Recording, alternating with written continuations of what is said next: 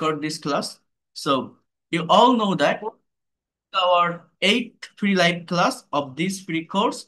And in this class, I'm going to talk about freehand writing and speaking. So first of all, I'll talk about translation. কিভাবে আপনারা যে কোনো বড় বাংলা সেন্টেন্সকে ইংলিশে translate করবেন, কিভাবে আপনারা নিউজ পেপার রিলেটেড সেন্টেন্সগুলোকে ট্রান্সলেট করবেন, যেগুলো অনেক বেশি ফ্রেজ বা ক্লজ যুক্ত হয়, অনেক বেশি কমপ্লিকেটেড হয়। আমরা একটা বড় বাংলা সেন্টেন্স দেখলে বুঝতে পারি না সাবজেক্ট কোনটা, ভার্ব কোনটা, কোন ওয়ার্ডের সাথে কোন ওয়ার্ড কানেক্টেড, কতটুকু ফ্রেজ, কোনটা ক্লজ, কিভাবে আমি কারেক্ট ওয়েতে সেটাকে ইংলিশে ট্রান্সলেট করব, বা যারা টেন্স আইডেন্টিফাই করতে পারেন না, এই জায়গাটা আমরা আগে দেখবো, এটা ক্লিয়ার করে দিব। এরপর যারা, যেটা বললাম, স্পিকিং এ দুর্বল, অর্থাৎ যারা মনে করেন আমি গ্রামার বুঝি বা অন্য বিষয়গুলো বুঝি, বাট স্পিকিং করতে গেলে আমার ভিতরে জড়তা কাজ করে, আমি স্পিকিং এ অনেক বেশি দুর্বল, এই দুর্বলতাটা আপনার থাকবে না আজকের এই ক্লাসটি যদি আপনি লাস্ট পর্যন্ত থাকেন বা করেন। তো দেখেন এখানে কি বলছে, Bangla to English article translation, খুবই মনোযোগ দিয়ে বুঝবেন। দেখেন, যে কোনো বাক্য তৈরির সাধারণ স্ট্রাকচারটা কি একটু বোঝার চেষ্টা করেন। আমরা একটা বাক্য যদি তৈরি করি, তাহলে আমরা জাস্ট এই স্ট্রাকচারটা ব্যবহার করি: subject plus verb plus extension. এই এক্সটেনশনের জায়গাটাতে আমরা অনেকেই বলি বলি যে একটা সেন্টেন্স বা বাক্যের স্ট্রাকচার হচ্ছে subject plus verb plus object, but subject plus verb plus object না, এক্সটেনশন। এই এক্সটেনশনের জায়গাটাতে subject plus verb plus extension, এই জায়গাটাতে কখনো অবজেক্ট বসতে পারে, কখনো কমপ্লিমেন্ট বসতে পারে, আবার কখনো অ্যাডভার্বিয়ালস এর ব্যবহার হতে পারে। এই জিনিসগুলো কি, এটা আমি আপনাদের সেকেন্ড ফ্রি লাইভ ক্লাসে ইন ডিটেলসে বলছিলাম। এই যে স্ট্রাকচারটা লিখলাম আমি, এই স্ট্রাকচার মেনটেন করেই ইংলিশের যে কোনো ধরনের সেন্টেন্স বা বাক্য তৈরি করা যায়, বা আমরা তৈরি করতে পারি। একটু মনোযোগ দিয়ে বোঝেন, জায়গাটা খুবই ভালোভাবে নেওয়ার চেষ্টা করেন। রিটেন ইংলিশে বড় বড় বাক্য তৈরির ক্ষেত্রে কয়েকটি ফর্মুলা বিশেষ গুরুত্ব বহন করে। সেটা কি? সেটা হচ্ছে, দেখেন, প্রথমেই সাবজেক্ট বের করতে হবে। সাবজেক্ট বের করার জন্য কে, কারা, কাদের দিয়ে প্রশ্ন করলে যে উত্তর পাওয়া যায়, তাই সাবজেক্ট। ভার্ব বের করার জন্য সহজ নিয়ম হলো কি করছে, অর্থাৎ সেই সাবজেক্ট কি করছে, কোন কাজটা করছে, সেটা হচ্ছে আমাদের ভার্ব, সেটা হচ্ছে আমাদের ভার্ব। এরপর কি, দেখেন, রিপন ফুটবল খেলছে, কে করছে, কারা করছে, রিপন, কে মানুষটাকে, রিপন কি করছে, খেলছে কি, ফুটবল। তো এই জায়গাটা বুঝেন, এই বিষয়গুলো আমরা বুঝি সিম্পল সেন্টেন্স গুলো, সাবজেক্ট ভার্ব অবজেক্ট আইডেন্টিফাইও করতে পারি। বাট যখন একটা কমপ্লেক্স সেন্টেন্স আমাদেরকে, আমাদের সামনে আসে, তখন আমরা মেইন প্রবলেমটা আসলে ফেস করে থাকি। তো এই প্রবলেমটা যাতে ফেস করতে না হয়, এই প্রবলেমটা থেকে যাতে আপনারা ওভারকাম করতে পারেন, সেটাই আমি দেখাবো। অবজেক্ট বের করার জন্য কি বা কাকে দিয়ে প্রশ্ন করতে হয়। তো এখানে একটা বাক্য আছে, এই ধরনের বড় বাক্যগুলো যেটা আমাদের রিয়েল লাইফে ফেস করতে হবে, সেইগুলো আমরা একটু দেখব। এই বাক্যটা কি বলছে দেখেন, দেশের উন্নয়নের প্রতিটি ক্ষেত্রে নারীরা তাদের যোগ্যতা ও দক্ষতার স্বাক্ষর রাখছে। কি বলছে এই জায়গাটাতে? দেশের উন্নয়নের প্রতিটি ক্ষেত্রে নারীরা তাদের যোগ্যতা ও দক্ষতা স্বাক্ষর রাখছে। তো এই ধরনের সেন্টেন্স গুলো দেখলে আমরা ইংলিশে ট্রান্সলেট করতে পারি না, প্রবলেম ফেস করি, আমরা মনে করি কোনটার পর কোনটা হবে, কিভাবে করব। কিন্তু এগুলো খুব সহজেই আপনি ট্রান্সলেট করতে পারবেন। এই সেন্টেন্সগুলো ট্রান্সলেট করা মোটেও কঠিন কিছু না। তো তার জন্য কিছু স্ট্র্যাটেজি, কিছু কৌশল আমাকে অবলম্বন করতে হবে। সেই স্ট্র্যাটেজি বা কৌশলগুলো কি হতে পারে? প্রথমত দেখেন, যে জায়গাটাতে আপনি আসবেন, ভার্বের কাছে আসবেন। একটা কথা মনে রাখবেন, খুবই ভালোভাবে মনে রাখেন, প্রত্যেকটা বাংলা সেন্টেন্স বা প্রত্যেকটা বাংলা বাক্যের লাস্টে ভার্ব থাকে। কি বললাম বলেন তো? যখন আপনি বাংলা থেকে ইংলিশে সেন্টেন্স ট্রান্সলেট করবেন, সবার আগে ভার্ব আইডেন্টিফাই করবেন, ভার্ব খুঁজে বের করবেন। তো একটা বিষয় এই জায়গাটাতে মনে রাখবেন, প্রত্যেকটা বাংলা বাক্যে ভার্ব, প্রত্যেকটা বাংলা বাক্যে ভার্ব কোথায় থাকে? ভার্ব লাস্টে থাকে। সেই ভার্বটা দেখে আমাদের টেন্স আইডেন্টিফাই করতে হয়। সেই ভার্বটা দেখে কি করতে হয়? টেন্স আইডেন্টিফাই করতে হয়। যেমন এখানে ভার্বটা হচ্ছে স্বাক্ষর রাখছে, এই রাখছে কথাটা ভার্ব। এই রাখছে, যাচ্ছে, খাচ্ছে, চলছে, নিচ্ছে, এই যে বাংলা সেন্স, এইটা দেখে আপনাকে ভার্ব আইডেন্টিফাই করতে হবে। তাহলে এটা কোন টেন্সে আছে, এটা কোন টেন্সে আছে? Present continuous tense. Present continuous tense. কথাটা বোঝেন, বাংলা বাক্যে ভার্ব লাস্টে থাকে, সেই ভার্বটা দেখে টেন্স আইডেন্টিফাই করতে হবে। ইংলিশে ভার্ব সাবজেক্টের পরে থাকে। কোথায় থাকে বললাম? সাবজেক্টের পরে থাকে ইংলিশে। অর্থাৎ এই যে রাখছে কথাটা বাংলায় যেখানে দেখছেন, এখানে না, ইংলিশে যখন আপনি ট্রান্সলেট করবেন সাবজেক্টের পরে নিয়ে আসবেন। এখন কারা রাখছে, কারা? নারীরা, এটা আমার সাবজেক্ট। তাহলে আমার সেন্টেন্সটা কেমন হতে পারে? Just try to understand here. দেখেন, উইমেন, মহিলারা বা নারীরা, প্লুরালটা উইমেন। এবার রাখছে প্রেজেন্ট কন্টিনিউয়াস, তাহলে সাবজেক্ট প্লুরাল, তাহলে আর কিপিং, কিপ মানে কি? রাখা, তাহলে আর কিপিং, আর কিপিং। এরপর কি? কি রাখছে? কোন জিনিসটা? তাদের যোগ্যতা ও দক্ষতার স্বাক্ষর। আমার এখানে অবজেক্টটা কি?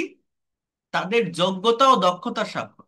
এখন একটা বিষয় মনে রাখেন, বাংলা থেকে কিভাবে ইংলিশে সেন্টেন্স ট্রান্সলেট করবেন। যখন আপনি বাংলা থেকে ইংলিশে সেন্টেন্স ট্রান্সলেট করবেন, আগে ভার্বটা বের করবেন। আবারও বলি, বাংলা বাক্যে ভার্ব লাস্টে থাকে, ইংলিশে ভার্ব সাবজেক্টের পরে বসাতে হবে। এখন ওই বাংলা বাক্যে যে ভার্বটা থাকে লাস্টে, ওইটা দেখে টেন্সটা আইডেন্টিফাই করতে হবে, সেইভাবে সাবজেক্ট আর ভার্ব পাশাপাশি বসাবেন। সাবজেক্ট আর ভার্ব যদি খুঁজে বের করতে পারেন কোনো বাক্য থেকে এবং সেটা সঠিকভাবে বসাতে পারেন, বাকি যে অংশটা, সেটা লাস্টের থেকে করতে করতে ফার্স্টের দিকে আসতে হয়। বলেন তো কি বললাম? বাংলা বাক্যের লাস্ট দিক থেকে ফার্স্টের দিকে আসতে হয়, ফ্রেজ ধরে ধরে। যেমন, কি করছে? রাখছে। কি রাখছে? স্বাক্ষর রাখছে। Women R keeping their sign. Their sign মানে স্বাক্ষর, SIG, their signs, their sign. হ্যাঁ, এবার কিসের স্বাক্ষর? তাদের যোগ্যতা ও দক্ষতা। এই যে তার, এই যে একটা র আছে না, র, এটার জন্য আমার এখানে অফ বসাতে হবে। Of, preposition of skill and qualification. তাহলে বলেন তো এটা কি? এই যে একসঙ্গে their sign of skill and qualification, এতটুকু ধরেই হচ্ছে আমার অবজেক্টের অংশ। এতটুকু ধরে আমার অবজেক্টের অংশ। কি রাখছে? তাদের স্বাক্ষর। কিসের? যোগ্যতা ও দক্ষতার। এতটুকু সব ধরে এটাকে কি বলা হয় জানেন? একটা নাউন ফ্রেজ। জাস্ট কি বললাম? Noun phrase. কার জায়গা দখল করছে? নাউনের জায়গা। বোঝার চেষ্টা করেন। এই ডেয়ারটা কি জানেন? এটা একটা প্রি মডিফায়ার অফ নাউন, অর্থাৎ এটা হচ্ছে একটা অ্যাডজেক্টিভ। এই সাইনটা হচ্ছে মেইন ওয়ার্ড বা হেড ওয়ার্ড। আর অফ স্কিল এন্ড কোয়ালিফিকেশন এটা পোস্ট মডিফাই করে, অর্থাৎ এটা প্রেপোজিশনাল ফ্রেজ দিয়ে পোস্ট মডিফাই করা হয়। এগুলো বুঝতে হয়, এগুলো আমি বলবো আপনাদের। সব থেকে মেইন যে কথাটা সেটা মনে রাখেন, সাবজেক্ট আর ভার্ব বসাবো, তারপর লাস্টের দিক থেকে ফার্স্টের দিকে আসবো। এবার কি আছে? প্রতিটি ক্ষেত্রে এটা বসাবো। তারপর কি আছে? উন্নয়নের। তারপরে কি আছে? দেশের। এইভাবে আমরা বসাবো। তো প্রতিটি ক্ষেত্রে, ক্ষেত্র মানে কি? একটা প্লেস, একটা জায়গাকে ইন্ডিকেট করছে এখানে। তাহলে এখানে আমি কি বসাবো? ইন। ইন প্লেস কে ইন্ডিকেট করতে ইন প্রেপোজিশন বসে। Every sector, in every sector. কি বললাম? Women R keeping their sign of skill and qualification in every sector.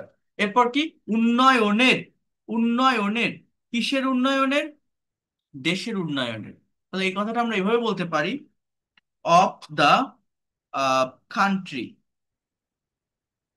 Of the country, এখানে একটা অ্যাপোস্ট্রফি এস দেই, তাহলে এটা পজেস করা হয়ে যায়। দেশের, এই যে র আছে না, তো of the countries development. Development. বলেন তো কি কি করলাম আমি? প্রথমত সাবজেক্ট বসালাম, দেন ভার্ব বসালাম। তারপর কি? লাস্টের থেকে ফার্স্টের দিকে আসলাম, ফ্রেজ ধরে ধরে। যেমন, লাস্টের থেকে ফার্স্ট মানে কি? এই যে অফ দ্য কান্ট্রিজ ডেভেলপমেন্ট, এই চারটা ওয়ার্ড একসাথে কানেক্টেড, এটা একটা phrase. Every sector, in every sector, এই তিনটা ওয়ার্ড একসাথে কানেক্টেড। দেখেন, বাংলা ফ্রেজ বোঝেন, দেশের উন্নয়নে, এই দুইটা ওয়ার্ড। প্রতিটি ক্ষেত্রে, এই দুইটা ওয়ার্ড একসাথে কানেক্টেড। নারীরা, এটা একাই। তাদের যোগ্যতা ও দক্ষতার স্বাক্ষর, এই স্বাক্ষর পর্যন্ত এখানে একসাথে কানেক্টিং। রাখছে, এটা আলাদা একটা ওয়ার্ড। এই ফ্রেজ ধরাটা শিখতে হয়। দেখেন আমাদের এই জায়গাটাতে কি বলছে, সাবজেক্ট বের করার জন্য প্রশ্ন করুন কে রাখছে, মহিলারা, উইমেন। ভার্বটা কি, রাখা। অবজেক্ট বের করার জন্য প্রশ্ন করুন কি বা কাকে দিয়ে। ভার্বকে কি বা কাকে দিয়ে প্রশ্ন করতে হবে যে কি রাখছে, মহিলারা কি রাখছে, তাদের যোগ্যতা ও দক্ষতার স্বাক্ষর, their sign of skill and qualification. তাহলে আমরা কিভাবে এটা করতে পারি, এবার এবার কি বলছে দেখেন, যে পরবর্তী ধাপগুলো হলো অ্যাডভার্ব বা অ্যাডভার্বিয়াল ফ্রেজ বা প্রেপোজিশনাল ফ্রেজ। যেমন প্রতিটি ক্ষেত্রে, ইন এভরি সেক্টর, দেশের উন্নয়নের, of the countries development. Total সেন্টেন্সটা আমার কি দাঁড়াচ্ছে, দেখছেন কত সুন্দর করে ভেঙে ভেঙে দেওয়া। আমি ক্লাস শেষে পিডিএফ পাঠিয়ে দিব, আপনারাও একটু প্র্যাকটিস করবেন, দেখবেন এই জায়গা নিয়ে আপনাদের আর কোনো ধরনের প্রবলেম থাকবে না ট্রান্সলেশনের পার্ট নিয়ে। Women are keeping their signs of skill and qualification in every sector of the country's development. খুবই সহজে করা যায়, কিছু রুলস, কিছু টেকনিক বা স্ট্র্যাটেজি জানতে পারলে। যারা BCS, bank job, admission test, even any kinds of competitive exam যারা ফেস করবেন, আমাদের প্রচুর পরিমাণে এই ধরনের ট্রান্সলেশন ফেস করতে হয়। তো সেই সমস্যাটা আপনাদের থাকবে না, ইভেন যারা রাইটিংটাকে ডেভেলপ করতে চান। জাস্ট একটু ভালোভাবে দেখেন। এরপর দেখেন এই বাক্যটা, আমি এটা ঢেকে দেই, এটা আমার আগে করা ছিল। তো এই বাক্যটার দিকে একটু খেয়াল করেন, এখানে কি বলছে, প্রশাসনের সঠিক জবাবদিহিতা না থাকায় অধিকাংশ সরকারি প্রতিষ্ঠানের কর্মচারীগণ তাদের দায়িত্ব সঠিকভাবে পালন করে না। কি বলছে, এখানে বাংলায় ফ্রেজ ধরা শেখেন, মানে কোন ওয়ার্ডের সাথে কোন ওয়ার্ড কানেক্টেড এটা বোঝেন আগে। দেখেন এই প্রশাসনে, এটা কিন্তু একা। সঠিক জবাবদিহিতা না থাকায়, এই চারটা ওয়ার্ড একসাথে কানেক্টেড। অধিকাংশ সরকারি প্রতিষ্ঠানে, এই তিনটা ওয়ার্ড কানেক্টেড। কর্মচারীগণ, এটা একা। তাদের দায়িত্ব, এই দুইটা ওয়ার্ড কানেক্টেড সঠিকভাবে, এটা একা। এটা একটা অ্যাডভার্ব, অ্যাডভার্ব অফ ম্যানার। পালন করে না, এই তিনটা ওয়ার্ড কানেক্টেড। এই এই ফ্রেজ ধরা শিখতে হয়। অর্থাৎ পার্টস অফ স্পিচ না, পার্টস অফ স্পিচ মানে জাস্ট একটা করে ওয়ার্ড, কিন্তু ফ্রেজ মানে একগুচ্ছ ওয়ার্ড। এখন দেখেন, এটার কথা বাদ দেন, কারণ আমি তো আপনাদের ফ্রেজের উপর ক্লাস নেইনি, ফ্রেজ বা ক্লজ আমার পেইড কোর্সের স্টুডেন্টসদের ক্লাস নিয়েছে এটার উপর। আমি যেভাবে বলছিলাম সেইভাবে বোঝেন। মনে করেন এই বাক্যটা আপনাকে ইংলিশে ট্রান্সলেট করতে হবে, আপনি কিভাবে করবেন? প্রথমত ভার্বের কাছে আসবেন। কি বলছি, প্রত্যেকটা বাংলা বাক্যে ভার্ব লাস্টে থাকে, তাহলে এখানে ভার্ব কোনটা, পালন করে না কথাটা ভার্ব। পালন করে না দেখে এবার আপনাকে টেন্স আইডেন্টিফাই করতে হবে, যেটা কোন টেন্সে লেখা। পালন করা ইংরেজি কি জানেন, পারফর্ম করা। তাহলে করে না, do not perform, as usual একটা কাজ হয় না, সে বই পড়ে না, সে ভাত খায় না, সে স্কুলে যায় না। এটা কোন টেন্স, এই সেন্সটা কেমন, অ্যাজ ইউজুয়াল কেউ করে না, প্রেজেন্ট ইনডিফিনিট, ডু নট বা ডাজ নট এর ব্যবহার হয়। এবার কারা করে না, কারা, হু, হুম, কারা। অধিকাংশ সরকারি প্রতিষ্ঠানে কর্মচারীগণ, অর্থাৎ প্রতিষ্ঠানের না কিন্তু, প্রতিষ্ঠানে। তাহলে এই এই অধিকাংশ সরকারি প্রতিষ্ঠান, এই তিনটা ওয়ার্ড কানেক্টেড, একটা প্লেস কি ইন্ডিকেট করছে। তাহলে সাবজেক্ট কি, সাবজেক্ট হচ্ছে এই কর্মচারী। সাবজেক্ট কি, কর্মচারী। দেখেন সাবজেক্ট এরকম হবে, the employees, the employees, the employees. এইবার ভার্ব, সাবজেক্টের পরে আপনারা ভার্ব বসাবেন প্রত্যেকটা বাক্যে। ভার্ব বাংলায় কোথায় থাকে, লাস্টে। ইংলিশে কোথায়, সাবজেক্টের পরে। তাহলে দ্য এমপ্লয়িজ, এখানে ডাজ হবে না কারণ সাবজেক্টটা প্লুরাল, এই জন্য do not perform, do not perform. এবার এইবার কি বলছি, যে কি পালন করে না, তাদের দায়িত্ব, অর্থাৎ দেয়ার রেসপন্সিবিলিটি। বাট ওই যে সঠিকভাবে কথাটা আছে ওইটা আপনি বসাই দেন। আমি আবারও বলছি, সাবজেক্ট আর ভার্বের পর অবজেক্ট বসালে সেটা পারফেক্ট হয়।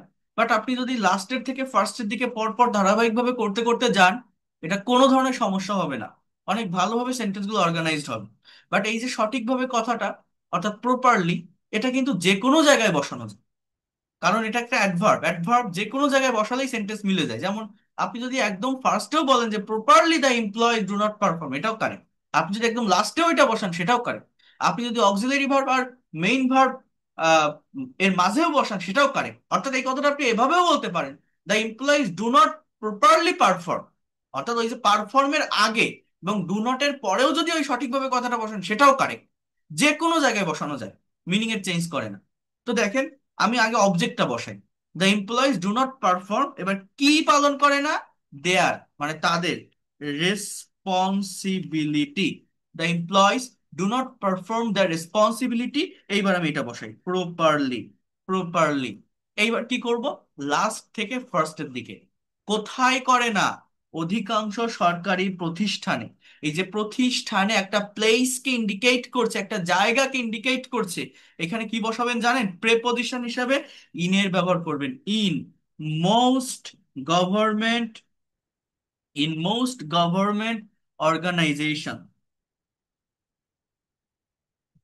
কি বললাম বলেন তো? The employees do not perform the responsibility properly in most government organisations. In most government organisation. এবার কি? সঠিক জবাবদিহিতা না থাকায়, এই অংশটুকু একসাথে লিখতে হবে। সঠিক জবাবদিহিতা না থাকায়, না থাকায় মানে কি? সঠিক জবাবদিহিতা না থাকার কারণে। তাহলে আমার এখানে কি হবে?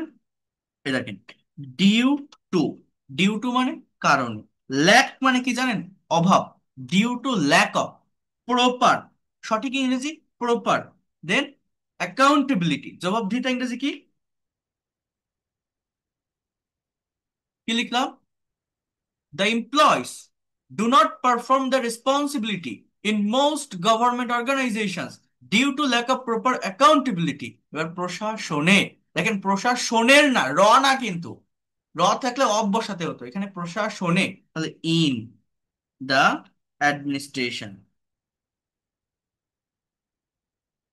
In the administration. তাহলে কিভাবে করলাম এত বড় একটা সেন্টেন্স ইংলিশে ট্রান্সলেট? খুবই সহজ। জাস্ট আমাকে অল্প কিছু স্ট্র্যাটেজি বুঝতে হবে। স্ট্র্যাটেজিটা কি? ফার্স্টে সাবজেক্ট বসাবো, সাবজেক্টের পরে ভার্ব বসাবো সঠিক টেন্স মেনটেন করে। বাংলা বাক্যে ভার্ব লাস্টে থাকে, ইংলিশে ভার্ব সাবজেক্টের পর বসাতে হবে। তারপর ফ্রেজ ধরে ধরে লাস্টের দিক থেকে করতে করতে ফার্স্টের দিকে আসতে হবে। যখন আমি বাংলা থেকে ইংলিশে ট্রান্সলেট করব, বাংলা বাক্যের লাস্ট থেকে করতে করতে ফার্স্টের দিকে আমি আসবো। কেউ কি কথাগুলো বুঝতে পারছেন বা আমার কথাগুলো নিতে পারছেন? কঠিন লাগে? দেখেন এইটা বুঝতে হবে। হ্যাঁ, ক্লিয়ার শোনা ঠিক যায়? আছে, বুঝতে ক্লিয়ার পারছি। শোনা যাচ্ছে? ইউটিউবে বুঝতে ওকে। পারিনি। তো দেখেন, আমি বলছি, আর একটু ওয়েট করেন, একটু ধৈর্য ধরেন, টাইম দেন।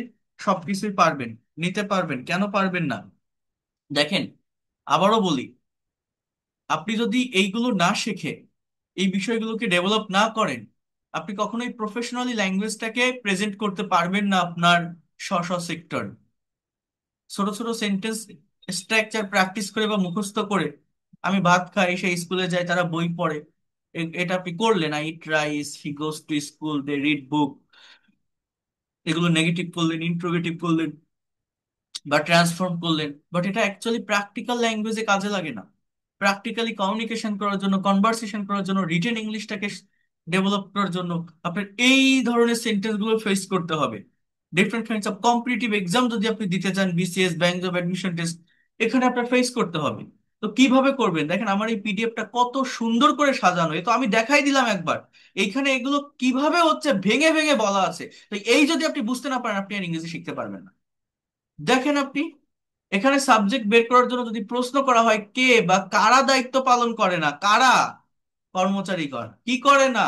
দায়িত্ব পালন করে না। তাহলে কর্মচারীগণ তাদের দায়িত্ব সঠিকভাবে পালন করে না, অর্থাৎ একদম জিস্ট অংশ কোনটুকু? অ্যাডভার্বিয়াল বা প্রেপোজিশনাল ফ্রেজ বাদে কি আছে? The employees do not perform the responsibility properly. Properly শব্দটা একটা বাইরের অংশ, এই রেসপন্সিবিলিটিস পর্যন্ত প্রথমে বলা যায়। তো এটা হচ্ছে সাবজেক্ট ভার্ব অবজেক্ট। এইবার কি, কোথায়? অধিকাংশ সরকারি প্রতিষ্ঠানে, ইন মোস্ট গভর্নমেন্ট অর্গানাইজেশনস। সঠিক জবাবদিহিতা না থাকায় এতটুকু ইংলিশ কি? Due to lack of proper accountability. এগুলো আমি কিভাবে বসাচ্ছি? বাংলা বাক্যের লাস্টের থেকে ফার্স্টের দিকে আমি আসতেছি বা সাজাচ্ছি। প্রশাসনিক, ইন অ্যাডমিনিস্ট্রেশন। এইখানে দেখেন আবার কি দিয়েছে, মানে এই যে ইন মোস্ট গভর্নমেন্ট অর্গানাইজেশন, এগুলো হচ্ছে adverbial phrase, adverb of place.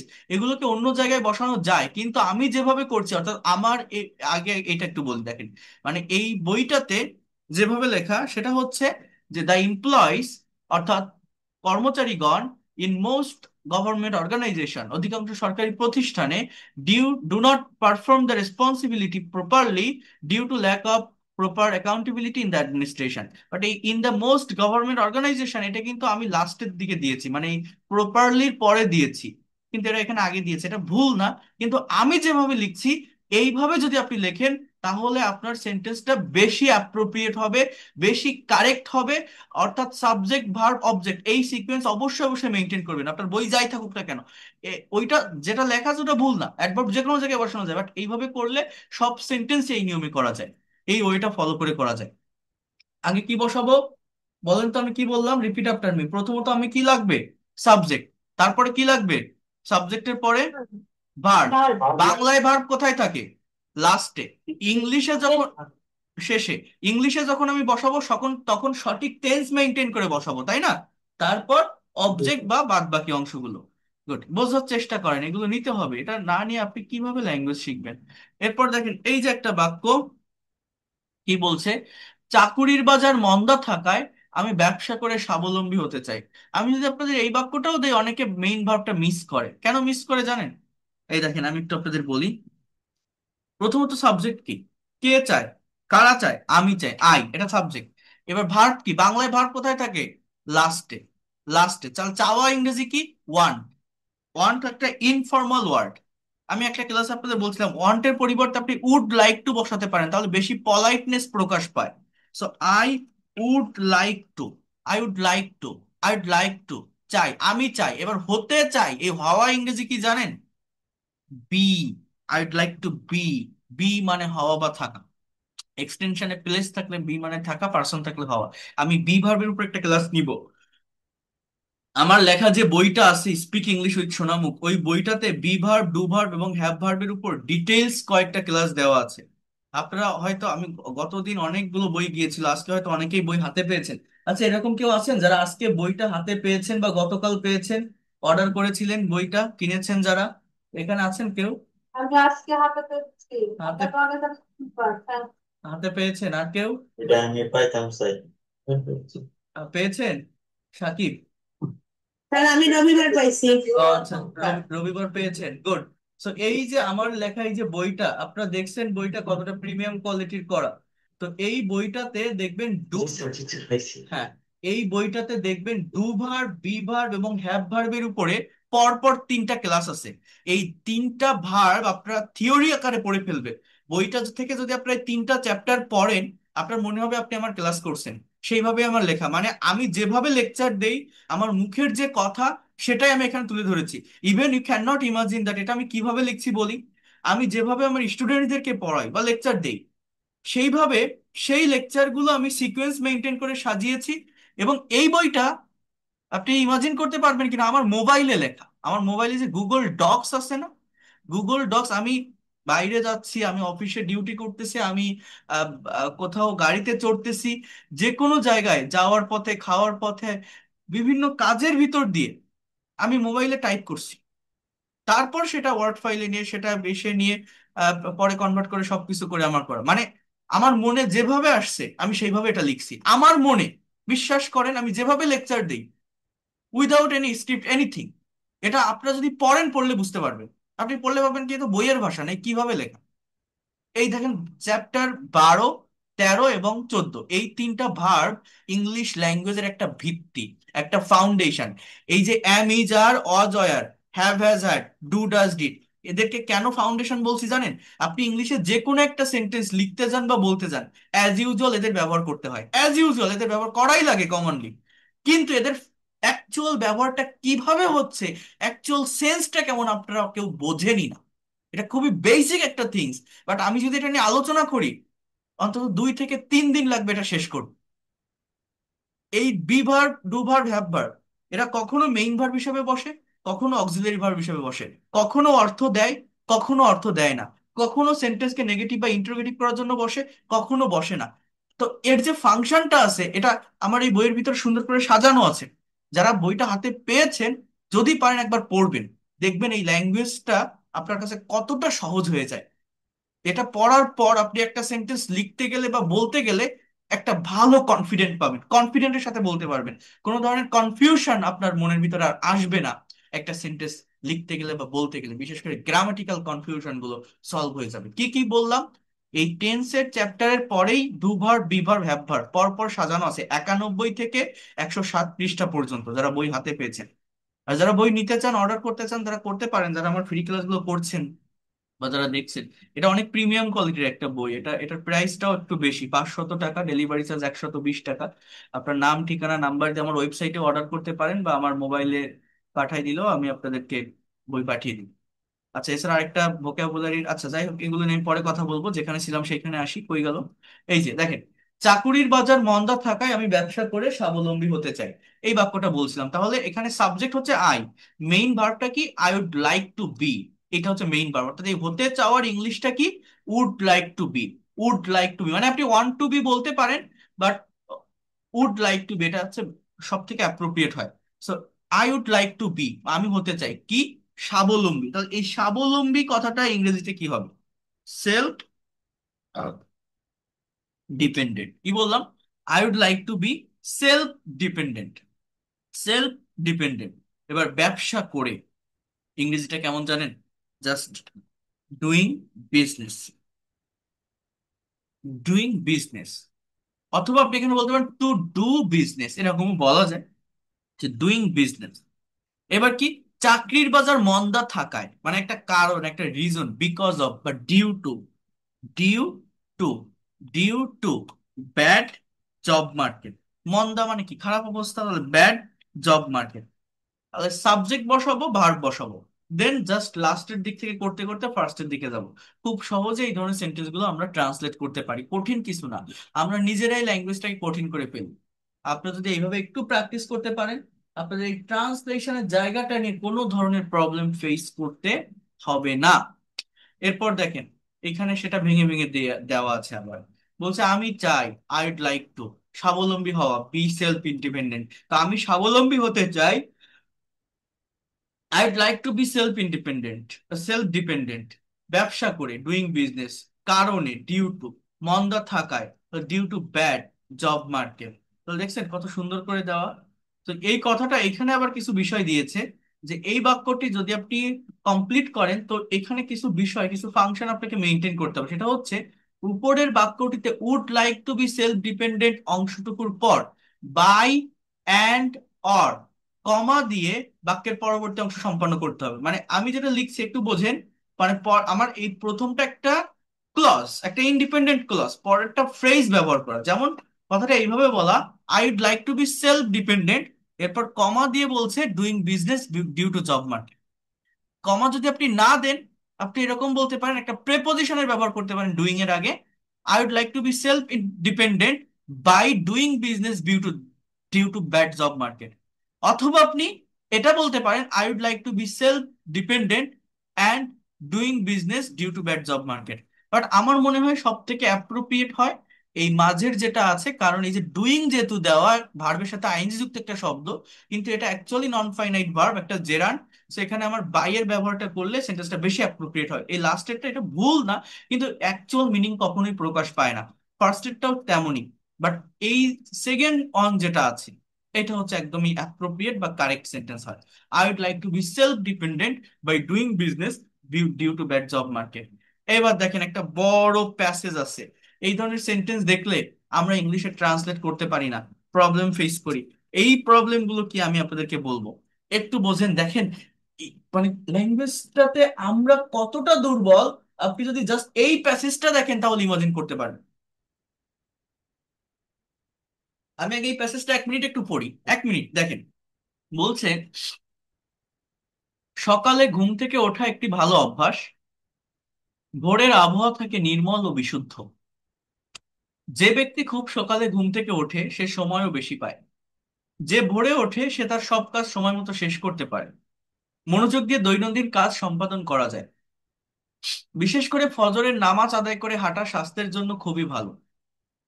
এই যে বাক্যগুলো দেখছেন আপনারা, বাক্যগুলো দেখে মনে হচ্ছে না খুবই সহজ বাক্য, খুবই সিম্পল বাক্য? এ তো ক্লাস 1, 2, 3, 4 এর বাচ্চারাও পড়তে পারে হয়তো দিলে, এমনই সহজ। কিন্তু আপনি একটা সেন্টেন্স ইংলিশে ট্রান্সলেট করতে যান, দেখেন আপনি প্রবলেম ফেস করেন কিনা। একটা সেন্টেন্স আপনি ফেস করবেন। কেন জানেন? কারণ আমরা কখনো প্র্যাকটিক্যালি সেন্টেন্স প্র্যাকটিস করি না। এই প্র্যাকটিক্যাল প্র্যাকটিসটার বড্ড দরকার, যেটা আমি করিয়ে থাকি আমার প্রত্যেকটা স্টুডেন্টকে। এখন আমি কেন বলছি এগুলো করতে গেলে আপনি প্রবলেম ফেস করবেন। দেখেন, ইংলিশ ল্যাঙ্গুয়েজে ভার্ব হচ্ছে একটা সেন্টেন্সের হার্ট বা প্রাণ। Verb is the heart of sentence. I mean, without verb, you cannot be able to make any kinds of English sentence. Verb ছাড়া আপনি ইংলিশে কোনো সেন্টেন্স বা বাক্য তৈরি করতে পারবেন না। 1 নম্বর কথা, verb is a word that denotes being, having or doing something. এখন আপনি তো বাংলা থেকে ট্রান্সলেট করছেন, আমি সেটা শেখাচ্ছি।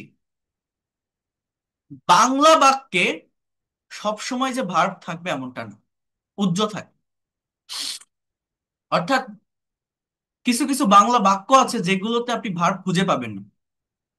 মানে আমি এইমাত্র আপনাকে বললাম না, প্রত্যেকটা বাংলা বাক্যের লাস্টে ভার্ব থাকে, ইংলিশে সেটা সাবজেক্টের পরে বসাতে হয় আইডেন্টিফাই করে। এখন কিছু বাংলা বাক্য আছে যার যেখানে আপনি ভার্বই পাবেন।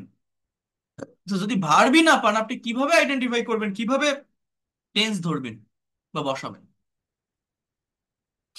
একটা কথা মনে রাখবেন, যে বাংলা বাক্যে ভার্ব থাকে না সেই বাক্যে মূলত বি ভার্ব গুলো মেইন ভার্ব হয়। অ্যাম ইজ আর অজ ওয়্যার, আবারও বলছি অ্যাম ইজ আর অজ ওয়্যার, এগুলো মেইন ভার্ব হিসেবে বসে, কারণ ইংলিশে ভার্ব ছাড়া কখনোই সেন্টেন্স তৈরি করা যায় না। কেমন জানেন? মনে করেন আমি আপনাকে একটা কথা বললাম, আপনি এখন কোথায়? আমি আপনাকে বললাম আপনি এখন কোথায়, এই তিনটা ওয়ার্ডের ইংলিশ কি? আপনি ইংরেজি কি? ইউ। এখন ইংরেজি কি? নাও। কোথায় ইংরেজি কি? ওয়ার। তা আমি যদি একটু সাজিয়ে লিখি তাহলে আমার এরকম হয় যে ওয়ার ইউ নাও, আপনি এখন কোথায়। বাট আমার বাক্যটা কি হয়েছে? আমি বলছি এই পাশ থেকে আমি বাড়িতে, আমি এখন বাড়িতে। তাহলে আমি ইংরেজি আই, এখন ইংরেজি নাও, বাড়ি ইংরেজি হোম, বা I home now, I home now, আমি এখন বাড়ি। দেখেন আমি যেটা বাংলা বলছি সেটারই ইংলিশ করছি, যে আপনি এখন কোথায়, তিনটা ওয়ার্ড বলছি বাংলায়, তিনটা ওয়ার্ড ইংলিশে লিখলাম, আমি এখন বাড়িতে লিখলাম। কিন্তু আমার বাক্য কি হয়েছে? হয়নি। কেন?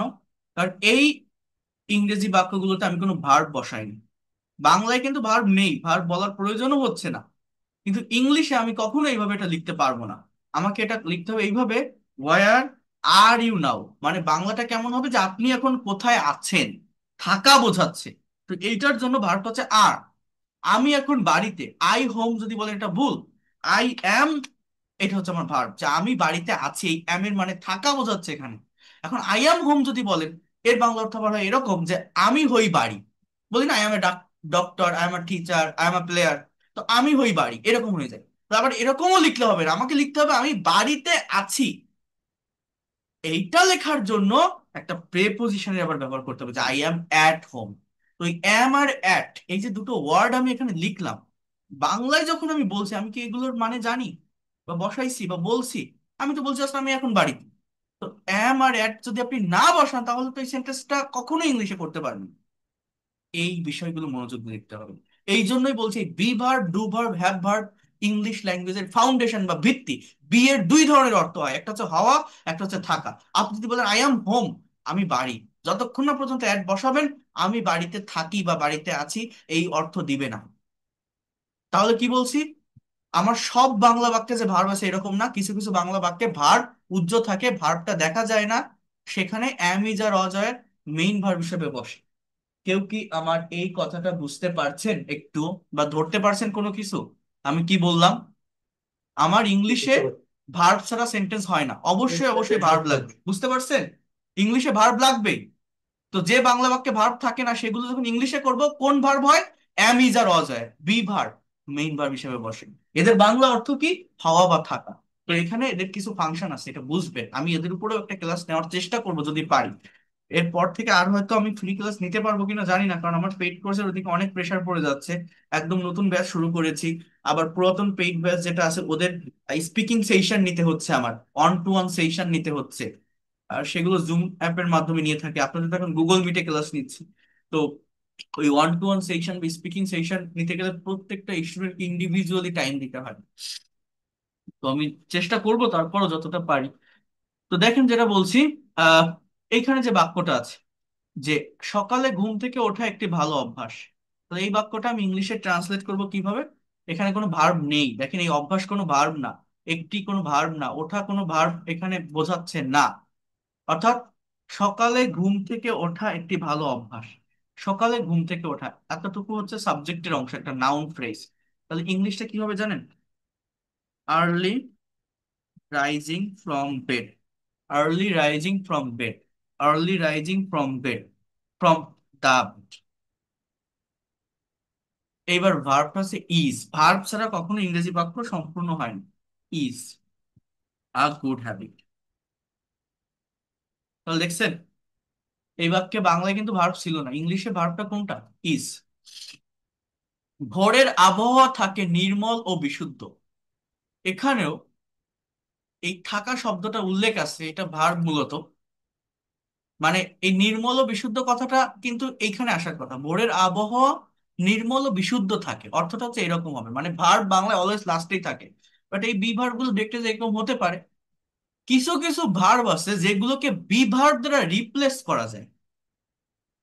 বিকাম, অ্যাপেয়ার, সিম, এই ধরনের কিছু ভার্ব আছে। যেমন ভোরের আবহাওয়া থাকে নির্মল ও বিশুদ্ধ। দেখেন ভোরের আবহাওয়া ইংরেজি কি? দা ওয়েদার। দা ওয়েদার, আবহাওয়া কিসের? ভোরের। অফ ডান, ডান মানে ভোর, DAWN, দ্য ওয়েদার অফ ডান। এখন আপনি এখানে বলতে পারেন ইজ, এটা বি ভার্ব অর্থাৎ থাকা, ফ্রেশ অ্যান্ড পিওর। এই ইজ না বলে থাকা অর্থে আপনি একটা ভার্বের ব্যবহার করতে পারেন, সেটা হচ্ছে রিমেইন। রিমেইনস, একটা এস বসাতে হবে। ভোরের আবহাওয়া থাকে নির্মল এবং বিশুদ্ধ। The weather of done is fresh and pure, is এটা বি ভার্ব। আর রিমেইন এটা লিঙ্কিং বা কপুলেটিভ ভার্ব বলে এটাকে। মানে কি রিপ্লেস করা যায়, যে কোনো একটা বসানো যায়। মনে করেন he became a YouTuber. YouTuber এই বাক্যটার বাংলা অর্থ হচ্ছে সে একজন ইউটিউবার হয়েছিল। বিকাম মানে হওয়া, বিকেম হয়েছিল পাস্ট টেন্স। এই বিকেম এর পরিবর্তে আপনি যদি বলেন হি ওয়াজ আ ইউটিউবার, এটা কি ভুল হবে? সেন্টেন্সকে অর্থ চেঞ্জ হয়ে যাবে, মিনিং চেঞ্জ হয়ে যাবে? না। হি বিকেম এ ইউটিউবার, সে একজন ইউটিউবার হয়েছিল। হি ওয়াজ আ ইউটিউবার, সে একজন ইউটিউবার ছিল। প্রায় সেম মিনিং দেয়। অর্থাৎ বিকেম কে ওয়াজ দ্বারা রিপ্লেস করা যায়, বি ভার্ব দ্বারা রিপ্লেস করা যায়। এই জন্য এই রিমেইন, বিকাম, লুক, অ্যাপেয়ার, সিম, এই ভার্ব গুলোকে মূলত বলা হয় লিঙ্কিং ভার্ব বা কপুলেটিভ ভার্ব। এগুলো কমপ্লিমেন্ট যুক্ত সেন্টেন্স। এরপর দেখেন যে ব্যক্তি খুব সকালে ঘুম থেকে ওঠে সে সময়ও বেশি পায়। আপনি একটা সেন্টেন্স ট্রান্সলেট করতে যান, আপনি প্রবলেম ফেস করবেন। বাট যদি একবার আপনি প্র্যাকটিস করতে পারেন একটা মেন্টরের অধীনে থেকে, টিচারের অধীনে থেকে, বিশ্বাস করেন আপনি আর ভুলবেন না কখনো। আপনার নিজের ভিতরে একটা প্লেজার কাজ করবে, একটা কনফিডেন্ট কাজ করবে। এবং আমাদের এই প্র্যাকটিক্যাল জায়গাটাতে আসতে হবে। তো যে ব্যক্তি খুব সকালে ঘুম থেকে ওঠে, এই কথাটা আমরা কিভাবে বলতে পারি? The person, the person, the person. এবার কি? যে ব্যক্তি খুব সকালে ঘুম থেকে ওঠে, মানে হু রাইজেস আর্লি। রাইজ মানে ওঠা, তো এটা singular. Who rises early, who rises early, the person who rises early. এইবার হচ্ছে আমার মেইন ভার্বটা বসাতে হবে, যে সময়ও বেশি পায়। তাহলে গেটস, কি বলতে পারি? Gets enough time as well. Gets, এটা আমি একটু বুঝাই দিচ্ছি আপনাদের, এখানে কিছু প্রবলেম আছে আমি বলছি। Gets enough time as well. বলেন তো কি লিখলাম? Enough time as well. The person, দেখেন এটা হচ্ছে আমার সাবজেক্ট, কথাটা বোঝেন, এটা হচ্ছে সাবজেক্ট। এই বাক্যের মেইন ভার্ব হচ্ছে gets. The person gets enough time as well, মানে ব্যক্তি অনেক, মানে পর্যাপ্ত সময় পায়, পর্যাপ্ত সময় পায়। এখন এই হু রাইজেস আর্লি কেন লিখলাম? ওই যে সে আছে না, যে ব্যক্তি খুব সকালে ওঠে, যদি এরকম থাকে তাহলে আমার সাবজেক্টের পরে রিলেটিভ প্রোনাউন ব্যবহার করে একটা ক্লজ তৈরি করতে হয়। কেমন সেটা? এই দেখেন, আমি এই জায়গাটাতে বলি, দেখেন কি বলছে। এই এই নোটটা একটু দেখেন কত সুন্দর করে এখানে আমার এই পিডিএফ ফাইলগুলোতে ডেসক্রাইব করা আছে, জাস্ট একবার একটু পড়েন। বাক্যে যখন সে থাকবে, বলেন তো কি বলছে নোটটা কি? বাক্যে যখন যে অথবা সে থাকবে, সে বাক্যে একটি রিলেটিভ প্রোনাউন ব্যবহার করতে হবে। আবারও বলছি, বাক্যে যখন যে অথবা সে থাকবে, সে বাক্যে একটি রিলেটিভ প্রোনাউন ব্যবহার করতে হবে। এবং এখানে রিলেটিভ প্রোনাউন হলো হু, যা সাবজেক্টের পরে ব্যবহার করতে হবে। এখানে রিলেটিভ প্রোনাউন কে? হু, যা সাবজেক্টের পরে ব্যবহার করতে হবে। এবং রিলেটিভ প্রোনাউন দিয়ে একটি বাক্যাংশ তৈরি করতে হবে, যাকে আমরা ক্লজ বলে থাকি। দেখছেন কত সুন্দর করে নোটটা লেখা? যেমন যে নিয়মিত পড়াশোনা করে সে ভালো ফলাফল প্রত্যাশা করে, সেটা হচ্ছে মূলত হি। এইবার ওই যে থাকার কারণে আমাকে বসাতে হবে যে হি হু স্টাডিজ রেগুলারলি, অর্থাৎ এইটা আলাদা একটা ক্লজ তৈরি করা হয়েছে। মূলত এখানে মেইন জিস্ট অংশ কোনটা, মেইন সেন্টেন্স কোনটা? He can expect good result, সে ভালো ফলাফল প্রত্যাশা করতে পারে যে নিয়মিত পড়াশোনা করে। অর্থাৎ হি হু স্টাডিজ রেগুলারলি, এটা আলাদা একটা পার্ট, হি এর পরে বসবে। আর মেইন সেন্টেন্স কোনটা? He can expect good result, এর ভিতরে হু স্টাডিজ রেগুলারলি এটা দিয়েছে। কেন দিয়েছে? বাক্যে যখন যে সে থাকবে, সে বাক্যে একটি রিলেটিভ প্রোনাউন ব্যবহার করতে হবে, এবং রিলেটিভ প্রোনাউনটা হু হবে, এবং সাবজেক্টের পরে সেটি বসিয়ে একটা ক্লজ তৈরি করতে হবে। ক্লজ মানে আরেকটা ভার্ব থাকবে। তাহলে he who studies regularly can expect good result, যে দেশকে ভালোবাসে সে একজন দেশপ্রেমিক। He who loves the country is a patriot, যে ভোরে ওঠে সে তার সব কাজ সময় মতো শেষ করতে পারে। He who gets up early can finish his all work in time. তাহলে he can finish his all work, এটা হচ্ছে আমার মেইনলি সাবজেক্ট ভার্ব। আর who gets up early subject সম্পর্কে একটা অতিরিক্ত ইনফরমেশন দিচ্ছে, যে সে থাকার কারণে। এটা রিলেটিভ ক্লজ, মানে রিলেটিভ প্রোনাউন দিয়ে ক্লজের একটা ক্লজ তৈরি করা হয়েছে। আমার কথা কি বুঝতে পেরেছেন কেউ এই জায়গাটা? এই যে সেন্টেন্সটা আমি লিখছি বা এই যে সেন্টেন্স গুলো দেখালাম, বোঝা যায় কি বললাম? হ্যাঁ। তাহলে এই যে সে যদি থাকে আমরা কি করব? হু এর ব্যবহারটা করব। দেখেন এর থেকে ডিটেলসে, এর থেকে ভালোভাবে কেউ আপনাকে দেখাবে না এইভাবে। একটু দেখার চেষ্টা করেন, থাকার চেষ্টা করেন, সময়টা বৃথা যাবে না, ফ্রিতেই তো শিখছেন। হাজার হাজার টাকা দিয়ে একটা পেইড কোর্সের ক্লাসে যান, একটা বিসিএস এর ক্লাসে যান, এভাবে আপনাকে কেউ ভেঙে ভেঙে ধরে ধরে দেখাবে না। একবার দেখে যান, মনে থাকবে, এতটুকু বলতে পারি। আর আগামীকাল পেইড কোর্সের ক্লাস আছে। এই সপ্তাহে রবি, মঙ্গল, বৃহস্পতি, শুক্র আপনাদের ক্লাসগুলো হবে। তো যারা ভর্তি হয়েছেন, যারা পেইড কোর্সের ক্লাস গত ক্লাসে ছিলেন, অরিয়েন্টেশন ক্লাস, তারা তো জয়েন করবেন। আর যারা এখনো পর্যন্ত ভর্তি হতে চান তারা জানাবেন। আহ আগামীকাল থেকে করলেও একদম শুরু থেকেই ধারাবাহিকভাবে করতে পারবেন। আর যে একটা ক্লাস হয়ে গেছে সেটা রেকর্ড আপনারা পাবেন। বিশেষ করে ফজরের, সরি এরপরে কি আছে? মনোযোগ দিয়ে দৈনন্দিন কাজ সম্পাদন করা যায়। এইবার দেখেন এই যে বাক্যটা, এটা কিন্তু প্যাসিভ ভয়েস আছে। আমি আপনাদের ফিফথ প্রি লাইভ ক্লাসে প্যাসিভের উপর একটা ক্লাস নিয়েছিলাম, আপনাদের মনে থাকার কথা। তো এখানে বলছে মনোযোগ দিয়ে দৈনন্দিন কাজ সম্পাদন করা যায়। মনোযোগ দিয়ে দৈনন্দিন কাজ সম্পাদন করা যায়। তাহলে আমি কিন্তু এটা বলছি না যে মানুষ মনোযোগ দিয়ে দৈনন্দিন কাজ সম্পাদন করে, আমরা মনোযোগ দিয়ে দৈনন্দিন কাজ সম্পাদন করি। অর্থাৎ সাবজেক্ট কিন্তু নেই, সাবজেক্ট কিন্তু ইনঅ্যাক্টিভ। কথাটা বোঝেন, সাবজেক্ট কি? ইনঅ্যাক্টিভ। সাবজেক্ট কি? ইনঅ্যাক্টিভ। তাহলে কি করা যায়? দৈনন্দিন কাজ করা যায়, অর্থাৎ daily activities, activities, daily activities, এটা হচ্ছে সাবজেক্ট। তো এটা কি নিজে নিজে হতে পারে? না। তার মানে এটা কি? আমার প্যাসিভে করতে হবে। তাহলে সম্পাদন করা যায়, এটা করা যায় আপনার প্রেজেন্ট ইনডিফিনিটে হয়। বাট আপনি যদি মডালের ব্যবহার করেন, যে করা যেতে পারে বা করা যায়, ক্যানের ব্যবহার করলে এটা বেশি অ্যাপ্রোপ্রিয়েট হয় আমার কাছে যেটা মনে হয়। অর্থাৎ ডেইলি অ্যাক্টিভিটিস, আমি যদি এইভাবে কথাটা লিখি, মডালের প্যাসিভ করতে গেলে মডালের পরে বি প্লাস ভি থ্রি বসাতে হয়। কি বললাম বলেন তো? B plus V three. এটা আমি বলছিলাম ফিফথ ক্লাসে, যারা ফ্রি ক্লাসগুলো করেননি করে আসবেন।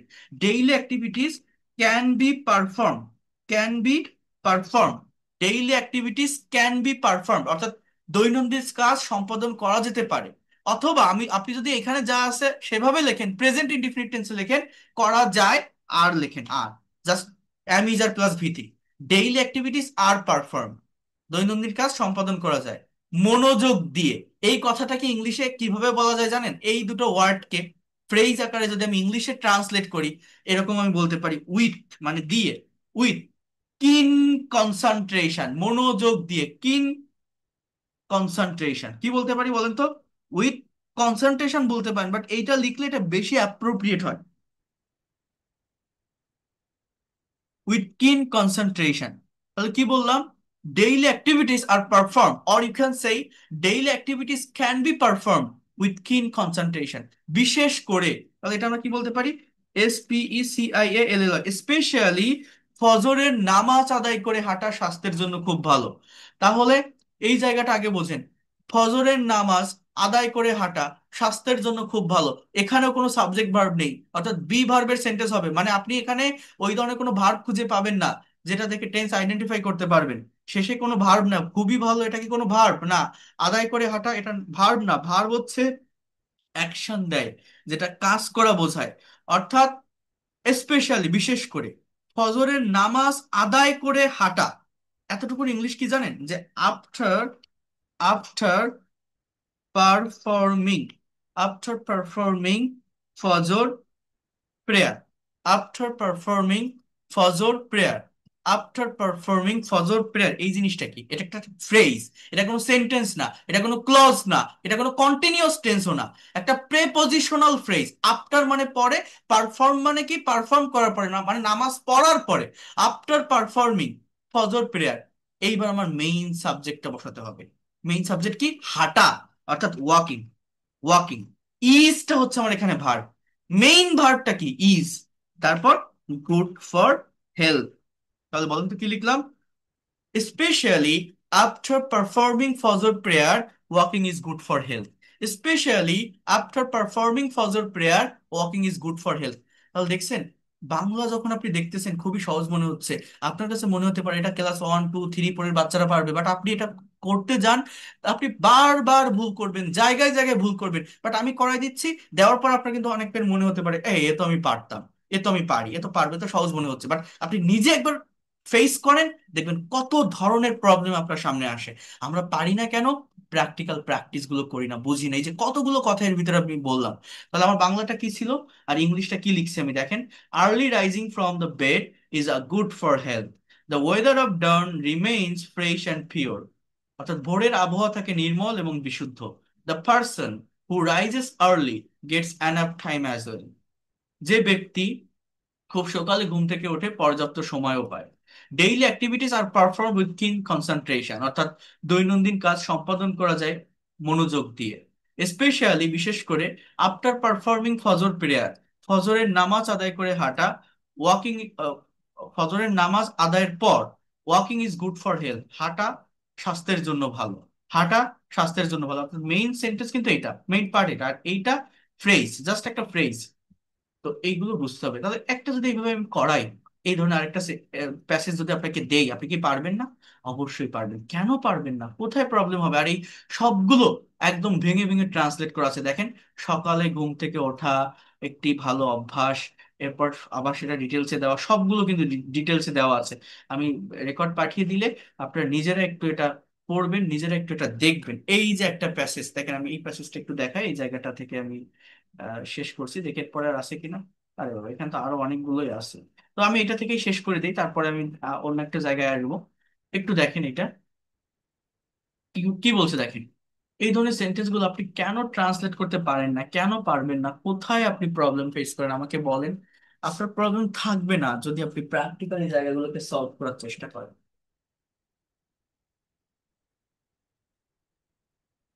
এখানে বলছে, গত মাসে আমি আমার একমাত্র ছেলের জন্মদিন পালন করেছিলাম। সাবজেক্ট কি?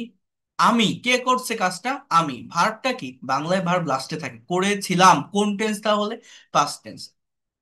জন্মদিন উপলক্ষে ড্রয়িং রুমটি পরিষ্কার করার প্রয়োজন হয়। কি বলছে? জন্মদিন উপলক্ষে ড্রয়িং রুমটি পরিষ্কার করার প্রয়োজন হয়। আমার ড্রয়িং রুম পরিচ্ছন্ন করার পরে, এই যে জায়গাটা দেখেন, এই যে আমার ড্রয়িং রুম পরিচ্ছন্ন করার পরে, এগুলো হচ্ছে সবই ফ্রেজ। কেক কেনার উদ্দেশ্যে, এটাও ফ্রেজ। আমার মেইন সেন্টেন্স হচ্ছে এইটুকু, আমি স্থানীয় কনফেকশনারিতে গিয়েছিলাম। অর্থাৎ আপনি যখন ট্রান্সলেট করবেন, সবার আগে সাবজেক্ট আর মেইন ভার্ব কোনটা এটা বের করবেন, তারপর বাদ বাকি অংশ আপনি যেভাবে পারেন বসাতে পারেন। যখন কেক কিনে ফিরে আসছিলাম, এটাও একটা ফ্রেজ আকারে বলা যায়। আমি বহুদিনের পুরনো এক বন্ধুর সাক্ষাৎ পেয়েছিলাম। এই সাক্ষাৎ পাওয়াটা আমার মেইন ভাব। যে আমার বাড়ির দিকে আসছি, কিভাবে আপনি এটা করবেন ভেবে দেখেন তো পারেন কিনা। Subject K? আই। এবার ভার্ব কি? আমি পালন করা। পালন করা ইংরেজি কি? পারফর্ম করা বা অবজার্ভ বলতে পারেন। আই অবজার্ভ, আমি পালন করেছিলাম। সাবজেক্ট ভার্ব কি? I observe. এবার কি করব? লাস্টের থেকে ফার্স্টের দিকে আসবো, ফ্রেজ ধরে ধরে। বা আপনি এই ধরনের সেন্টেন্স গুলো ইজিলি করতে পারেন। I observe my only son's birthday. কি বলতে পারেন? I observe my only son's, একমাত্র ছেলের, তো সানস বার্থডে। এরপর আপনি কি বলবেন? Last month. Last month. তাহলে বলুন তো কি লিখলাম আবার? এই লাস্ট মান্থ এগুলো কি? অ্যাডভার্ব অফ টাইম, যে কোনো জায়গায় বসানো, যেটাকে আপনি শুরুতেও বসাতে পারেন, যে last month I observe my only son's birthday. দেখেন কত সুন্দরভাবে করলাম। সাবজেক্টের পরে ইডি, অবজার্ভড, ইডি, কিন্তু কেন? কারণ এটা পাস্ট টেন্স। এই যে সেন্টেন্সটা আমি লিখলাম কোন টেন্স? Past indefinite tense. এবার বলছে জন্মদিন উপলক্ষে ড্রয়িং রুমটি পরিষ্কার করার প্রয়োজন হয়। তাহলে একটা কাজ করার প্রয়োজন হয়, এটা কিন্তু প্যাসিভের একটা sense. The drawing room, the drawing room needed to B clean, sorry, need to B clean. অর্থাৎ নিড টু, এটা একটা সেমি মডাল অক্সিলারি ভার্ব, দেন বি প্লাস ভি থ্রি। তো মডালের প্যাসিভ করতে গেলে এইভাবে বসাতে হবে, the drawing room need to B clean. এবার জন্মদিন উপলক্ষে, তাহলে এটা ইংলিশে আমরা কিভাবে বলতে পারি? The on the occasion of birthday party, বলা যায় না? The drawing room need to B clean on the occasion of birth. বলতো কি বললাম? The drawing room need to B clean, এই যে পরিষ্কার করার প্রয়োজন হয়। আমাদের ইংলিশ ল্যাঙ্গুয়েজে মেইনলি প্রবলেমটা তৈরি হয়, আমরা ভার্ব সঠিকভাবে ইউজ করতে পারি না। টেন্স কোনটা, মডেল কোনটা, প্যাসিভ কোনটা, এটা ধরতে পারি না। আমি প্রিভিয়াস ফ্রি ক্লাসগুলো থেকেও আপনাদের এই কথাগুলো বলেছিলাম। তো এইটা ধরা শিখতে হবে, এটা করা শিখতে হবে, তাহলে অ্যাকচুয়ালি ল্যাঙ্গুয়েজটা আপনি শিখতে পারবেন। এবার বলছে ড্রয়িং রুমটি পরিষ্কার করার পরে, এখানে কিসের ব্যবহার করা যায় জানেন? এখানে পারফেক্ট পার্টিসিপল ফ্রেজের ব্যবহার করা যায়। যেমন আপনি এটা এইভাবে বলতে পারেন, আফটার, আফটার মানে কি পরে, having cleaned my drawing room, after having cleaned, after having cleaned my drawing room. এই হ্যাভিং প্লাস ভিত্তি যুক্ত শব্দের একটা আলাদা চ্যাপ্টার আছে। এরপরে যে কোনো টেন্স বসানো যায়, যেমন হ্যাভিং কমপ্লিটেড দ্য ক্লাস, অর্থাৎ ক্লাসটা শেষ করে আই উইল কল ইউ, আমি তোমাকে কল করবো। হ্যাভিং সিন মি, সি মানে কি দেখা, হ্যাভিং সিন, আমাকে দেখেই দ্য কিডস র্যান অ্যাওয়ে, বাচ্চারা দৌড়ে পালালো। অর্থাৎ হ্যাভিং প্লাস ভিথি এর পর যে কোনো টেন্স বসানো যায়। So having clean my drawing room, having clean my drawing room, এটা এটা হচ্ছে ফ্রেজ। সাবজেক্টটা কি? আমি, আই। ওয়েন্ট, আমি গিয়েছিলাম টু, অর্থাৎ ওই having clean my drawing room এটা কিন্তু আপনি শেষেও বসাতে পারেন। একদম শুরুতে আই ওয়েন্ট এখান থেকে শুরু করতে পারেন, কোনো সমস্যা নেই। I went to local confectionery, I went to local confectionery. এরপর কি? কেক কেনার উদ্দেশ্যে, তাহলে আমরা কি বলতে পারি? In order to purchase cake. দেখেন, একটা কথা বলি, সাবজেক্ট ভার্ব দেন লাস্টের থেকে ফার্স্টের দিকে আসবেন। ওই ফার্স্টে যে থিওরি দিয়েছিলাম ওইটাই আপনি ফলো করেন, কোনো সমস্যা নেই। অর্থাৎ আপনি এই কথাটাকে এইভাবে বলেন, কোনো ধরনের প্রবলেম নেই। যে আই ওয়েন্ট, সাবজেক্ট ভার্ব, এই পরের ক্লাসটা দেখেন, আগে সাবজেক্টকে আমি, ওয়েন্ট মানে গিয়েছিলাম, এইবার লাস্টের থেকে স্থানীয় কনফেকশনারিতে, তাহলে I went to local confectionery. এরপরে কি আছে? কেক কেনার উদ্দেশ্যে, in order to purchase cake. এরপর কি আছে? দেখেন আমি কিন্তু সেই লাস্টের থেকে ফার্স্টের দিকে আসতেছি করতে করতে, after having clean my drawing room. অর্থাৎ কথাটা আপনি কিভাবে বলতে পারেন? I went to local confectionery in order to purchase cake after having clean my drawing room. ওই যে প্রসেস বলে দিয়েছিলাম ওইটাই কারেক্ট। কিন্তু আপনি এই ফ্রেজগুলো আগেও দিতে পারেন, কোনো সমস্যা হয় না। বাট এটাই অ্যাকচুয়াল সেন্টেন্স, এটাই অ্যাপ্রোপ্রিয়েট, মোর অ্যাপ্রোপ্রিয়েট আমি যেটা লিখলাম। ইংলিশ ল্যাঙ্গুয়েজ কঠিন না, আমরা নিজেরা কঠিন করে ফেলি। আমরা নিজেরা প্রপার রুলস স্ট্রাকচার বুঝি না। এটা যে বুঝতে পারবে, যে সলভ করতে পারবে, তার জন্য ল্যাঙ্গুয়েজটা কঠিন কোনো কিছুই মনে হবে না। বিশ্বাস করেন, কঠিন মনে হবে না। আপনি অনেক ভালোভাবে ডেভেলপ করতে পারবেন। এরপর কি বলছে? যখন কেক কিনে ফিরে আসছিলাম, স্ট্রেট, যখন কেক কিনে ফিরে আসছিলাম, হ্যাঁ, আমি বহুদিনের এক পুরাতন বন্ধুর সাক্ষাৎ পেয়েছিলাম যে আমার বাড়ির দিকে আসছিল। দেখেন, এই একটা টাইমে কোনো একটা কাজ চলতেছিল, তার ভিতর আরেকটা কাজ হচ্ছে। এই ধরনের কথা বলার জন্য আমার একটা ওয়ার্ডের ব্যবহার হয়, আপনারা জানেন কিনা? ওয়াইল, ওয়াইল, WHILE, while. While returning with the cake, cake নিয়ে, তাই না? ওয়াইল রিটার্নিং উইথ দ্য কেক। এইবার মেইন সাবজেক্টটা কি? আই। ভার্বটা কি? দেখা পেয়েছিলাম, সাক্ষাৎ পেয়েছিলাম, MEET, মিট, এর past form met. I met a friend, I met a friend from my old days, বহুদিনের পুরাতন, তাহলে ফ্রম মাই ওল্ড ডেজ, যে আমার বাড়ির দিকে আসছিল। তাহলে এখানে আপনি বলতে পারেন কামিং টুয়ার্ডস মাই হোম, মানে তার কথাটা আমি বলে দিলাম যে আই মেট আ ফ্রেন্ড, এর জন্য আর হু বা হিম হি এগুলো বলা লাগবে না, জাস্ট আপনি এইভাবে কথাগুলো বলতে পারেন। কামিং টুয়ার্ডস, TOWARDS, এটা একটা প্রেপোজিশন, কোন একটা দিকে যাওয়া বোঝায়। TOWARDS, আনসার্টেন ডেস্টিনেশন বোঝাতে টু বসে, টুয়ার্ডস মাই হোম। তাহলে টোটাল সেন্টেন্সটা কি লিখলাম? কাজ করে না, দেখেন, বোঝার চেষ্টা করেন, ভালোভাবে নেওয়ার চেষ্টা করেন প্রত্যেকটা জায়গা। I observe my only son's birthday last month, গত মাসে আমি আমি আমি আমার একমাত্র ছেলের জন্মদিন পালন করেছিলাম। The drawing room need to B cleaned on the occasion of birthday, জন্মদিন উপলক্ষে ড্রয়িং রুমটি পরিষ্কার করার প্রয়োজন হয়। I went to local confectionery in order to purchase cake after having clean my drawing room, drawing রুমটা পরিষ্কার করার পর আমি একটা লোকাল কনফেকশনারিতে, স্থানীয় কনফেকশনারিতে গিয়েছিলাম কেক কেনার উদ্দেশ্যে। While returning with the cake I met a friend from my old days coming towards my home. এখানে এগুলো কিভাবে হয়েছে প্রত্যেকটা বিষয় ডিটেলসে ভেঙে ভেঙে দেওয়া আছে, প্রত্যেকটা বিষয় আপনারা নিজেরা একবার একটু পড়েন, একবার একটু দেখেন, কত সুন্দর করে দেখেন এই যে জিনিসটা, যে আহ, আমার ড্রয়িং রুমটি পরিচ্ছন্ন করার পর কেক কেনার উদ্দেশ্যে স্থানীয় কনফেকশনারিতে গিয়েছিলাম, সেগুলো আবার ভেঙে ভেঙে দিয়েছে যে পরিচ্ছন্ন করার পর, after having clean my drawing room I went to the local confectionery in order to purchase cake.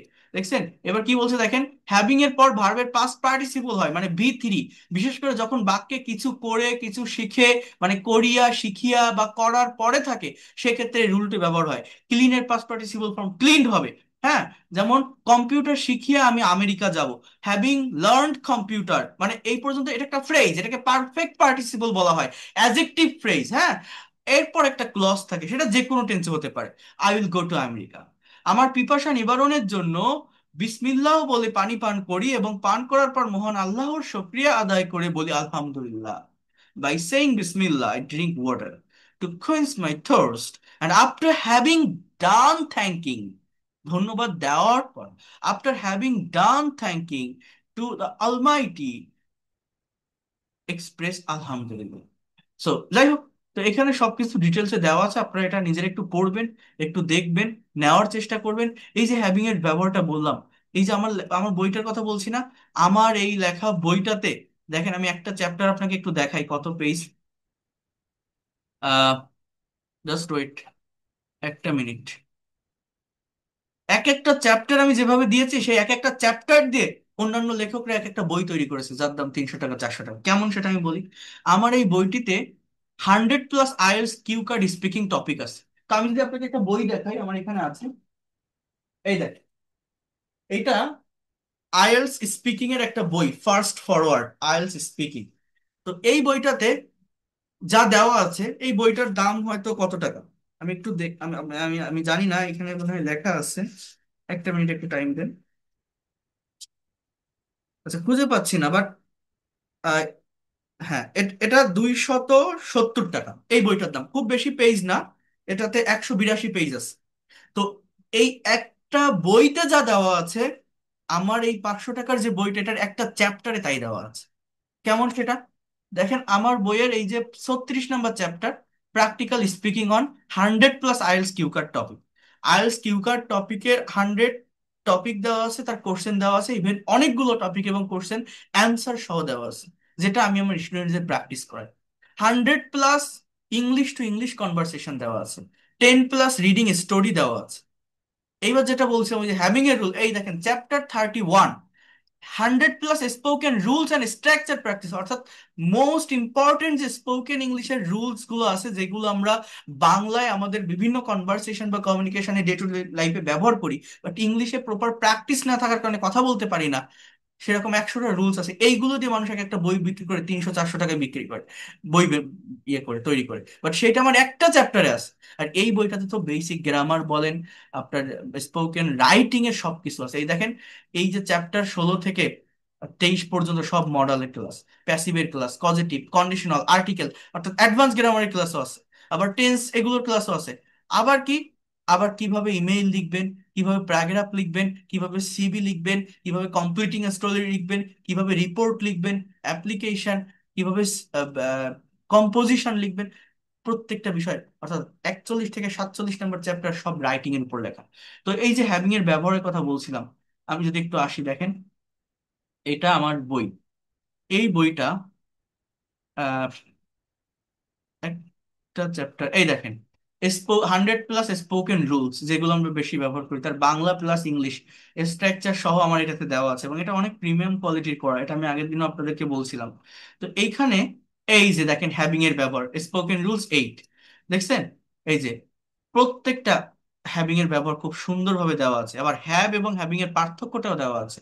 এই দেখেন, কম্পিউটার শিখিয়ে আমি আমেরিকায় যাব, having learned computer I will go to USA, having goat salary in this month I will buy a mobile, এই মাসে বেতন পেয়ে আমি একটি মোবাইল কিনবো, হ্যাভিং ক্লিন দ্য রুমটা পরিষ্কার করে I will call you, having watch the movie I will come to eat, আমাকে দেখেই বাচ্চারা দৌড়ে পালালো, having seen me the kids ran away. আমার একটা চ্যাপ্টারে যা দেওয়া থাকে সেটা অন্যদের একটা বইতে, সম্পূর্ণ বইতে তাই দেওয়া থাকে। তো আমার এই বইটাতে কি আছে, এটা একটা সারা জীবনের একটা অ্যাসেট বা সম্পদ হয়ে থাকবে, এতটুকু আমি বলতে পারি। সেইভাবে এই বইটা তৈরি করা বা আমার নিজের হাতে লেখা। যারা আমার রেগুলার ক্লাস করছেন, যারা আমাকে পজিটিভ মাইন্ডে নিতে পারেন, তারা জানেন আমি কিভাবে প্রত্যেকটা বিষয় ইন ডিটেলসে পড়াই। আর যারা পেইড কোর্সে এখনো পর্যন্ত আসতে চান, আগামীকাল থেকে শুরু করলে একদম প্রথম থেকে ধারাবাহিকভাবে করতে পারবেন। আমি আবারও বলে রাখলাম, 3 মাসের কোর্স, 2,000 টাকা কোর্স ফি, 1,000 টাকা অ্যাডভান্স করেই ক্লাস শুরু করতে পারবেন। সপ্তাহে 4 দিন ক্লাস, শনি সোম বুধ শুক্র। আহ, এই সপ্তাহে হচ্ছে রবি মঙ্গল বৃহস্পতি হচ্ছে, নেক্সট উইক থেকে চেঞ্জ হবে। তো যে কোনো বয়সের যে কেউ এটা করতে পারবেন। আপনি student, house wife, teacher, officer, job holder, freelancer, immigrant, যারা আইএলটিএস এর প্রিপারেশন নিচ্ছেন, যারা বিসিএস ব্যাংক জবের প্রিপারেশন নিচ্ছেন, কমপ্লিট ইংলিশ ল্যাঙ্গুয়েজের উপর আমি ক্লাস নিয়ে থাকি, basic grammar, spoken, writing, conversation, translation, presentation. প্রত্যেকটা ব্যাচে আমার মেইন স্পোকেন সেশন যখন আসবে, 30 জন করে স্টুডেন্ট থাকবে। প্রত্যেকটা ব্যাচ এই রাতেই হবে, অর্থাৎ নতুন ব্যাচ রাত 10টাতেই শুরু হচ্ছে। আহ, আহ, যে কোনো বয়সের মানুষ এটা করতে পারবেন আপনার ফ্রি টাইমে। প্রত্যেকটা ক্লাস আমি স্ক্রিন শেয়ার করে এভাবেই ওয়ার্ড বা পাওয়ার পয়েন্ট স্লাইডে নিয়ে থাকি, ক্লাস শেষে রেকর্ড এবং পিডিএফ ফাইল পাবেন। কেউ কোনো ক্লাস মিস করলে আবার দেখতে পারবেন। এবং যারা পেইড কোর্সে আসবেন, একদম শুরু থেকে, একদম বেসিক থেকে আমি প্রত্যেকটা বিষয় পড়াবো। আর টোটাল 70টা ক্লাস, এখানে হিউজ ক্লাস থাকবে, এবং প্রত্যেকটা ক্লাসের সাথে প্রত্যেকটা ক্লাসে কানেকশন থাকবে। প্রথম 10টা ক্লাস থাকবে বেসিক গ্রামারের, এরপর 30টা ক্লাস থাকবে স্পোকেনের, 10টা ক্লাস থাকবে রাইটিং এর, 20টা ক্লাস থাকবে কনভারসেশন, ট্রান্সলেশন এবং প্রেজেন্টেশনের উপরে, স্পিকিং এর উপরে, মানে প্র্যাকটিক্যাল স্পিকিং। তো 2,000 টাকা কোর্স ফি। আবারও বলছি, এইভাবে যদি করায়, অর্থাৎ basic grammar, spoken, writing, conversation, translation, presentation, আপনি কেন পারবেন না? Within 3 month you'll be expert and fluent in English. আর আপনারা তো দেখছেন আমি কিভাবে পড়াই। তো এই নাম্বারে সেন্ড মানি করে জানাবেন, আমি আপনাদের পেইড কোর্সের প্রাইভেট বেসে অ্যাড করে নিব। আগামীকাল সন্ধ্যার মধ্যে জানালে আপনারা আগামীকাল থেকেই শুরু করতে পারবেন। যারা এখনো পর্যন্ত করতে চান, 1,000 টাকা অ্যাডভান্স করে শুরু করতে পারবেন, বাকি 1,000 টাকা পরবর্তী মাসে দিলেও হবে। 3 মাসের কোর্স, যদি 3 মাসের ভিতর কাভার করতে না পারেন, ইনকেস কোনো প্রবলেম ফেস করেন, নতুন যে কোনো ব্যাচে পড়তে চাইলে আপনি সেটাও পড়তে পারবেন, তার জন্য আলাদা কোনো কোর্স ফি দিতে হবে না। আপনি যত দিন না পর্যন্ত এক্সপার্ট হবেন ততদিন থাকতে পারবেন। এই হচ্ছে আমার দুইটা নাম্বার, 01997356957, 01386899196। যারা করতে চান জানাবেন। যদি মনে করেন আপনি এই ল্যাঙ্গুয়েজটাকে নিজের অ্যাসেট বা সম্পদ হিসাবে নিতে চান, নেক্সট জেনারেশনকে শেখাতে চান, আর যদি মনে হয় যে এই লোকটা পড়াতে পারে, বোঝাতে পারে, টেকনিক ভালো, আমি একটা মেন্টরের অধীনে থেকে গোছানো পদ্ধতিতে ধারাবাহিকভাবে এগোতে চাই, সে আসতে পারেন। I will take your full responsibility and inshallah you will get your actual result or benefit within very short time. আর আপনি যতই দুর্বল থাকেন, আপনি পারবেন। আমি প্র্যাকটিক্যালি ভাষাটা শেখাবো আপনাকে, এতটুকু বলতে পারি। তো এই হচ্ছে মেইন কথা। যারা কোর্সে আসবেন, আপনাদের আমি একটা আইডি কার্ড দিব, আপনার একটা আইডেন্টিটি থাকবে, আপনি আমার ব্যাচের স্টুডেন্ট। এগুলো আমি সবকিছুই প্রসেসিং আছে, তৈরি করতেছি। আর পেইড কোর্সের গ্রুপও অলরেডি করা হয়ে গেছে, একটা ক্লাসও হয়ে গেছে। যারা ফার্স্ট ক্লাস মিস করেছেন, সেটা রেকর্ড আমি তাদেরকে প্রোভাইড করে দিব, সমস্যা নেই কোর্সে আসার পর। আর যারা বই অর্ডার করতে চান, তারা আমার ইনবক্সে নক দিয়ে ফ্রি ক্লাস করেন বা পেইড কোর্স করেন, অথবা ওয়েবসাইট থেকে অর্ডার করতে পারবেন। So that's all for today. ভালো থাকেন সবাই, and see you in the next class. যদি কারো কোনো কোশ্চেন থাকে, হোয়াটসঅ্যাপে নক দিন, নাম্বার, আমি কথা বলবো। Thank you and see you in the next class. Good night to all of you. আল্লাহ হাফেজ। আর এই ক্লাসের রেকর্ড এবং পিডিএফ ফাইল আমি দ্রুত দিয়ে দিব। Thank you.